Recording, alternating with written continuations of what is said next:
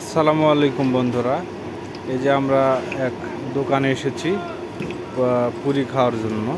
এই মতো অবস্থায় আমার এই ভাই পুরি বানাচ্ছে।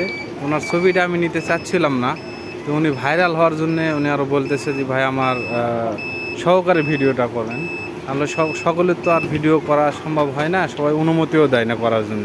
ভাই নাকি ভাইরাল হবে, এই জন্য ভাই বলতেছে যে আমাকে সহকারে ভিডিওটা করেন। ভাই আপনি কি জন্য বলেন ভাইরাল হওয়ার এত চিন্তা ভাবনা কেন? আপনি এই যে ভিডিও করতেছেন, কেন ভিডিও করতেছেন আমাকে তো বলেন না যে আমি যে এই জিনিসটা ভিডিও করতেছি। এই জন্য বলছে আমারও ভিডিও করা। আচ্ছা আচ্ছা আচ্ছা, হ্যাঁ এই যে আমরা খাবো আপনাদের দায়িত্বটা আমি আছি, আপনার আমাকে বলার দরকার ছিল যে যে আমি এই জিনিসটার দায়িত্ব যে আমি ভিডিওটা করতেছি। কেন ভিডিওটা করতেছি আপনার আপনার হয় আমার থেকে জেনে নিতেন। যদি ইচ্ছা হতো বা কোনো কিছু যদি ভুল দেখতে আপনি আমাকে বলতে পারতেন। এই যে আমি বললাম যে আমারও শুধু ভিডিও আমরা যারা কন্টেন্ট ক্রিয়েটার আছি অবশ্যই সেই জিনিসটা আমরা স্মরণ এবং লক্ষ্য রাখবো। যদি কারো ভিডিও করতে চাই অবশ্যই সেই অনুমতি নিতে হবে। অনুমতি না নেওয়ার কারণে ভাই একটু রাগ করে বলছে আমার সহকারে করেন। তো ভাইয়ের কাছে আমি সরি বলছি। এর পরবর্তীতে আমরা সকলে এখান থেকে শিক্ষা নিব।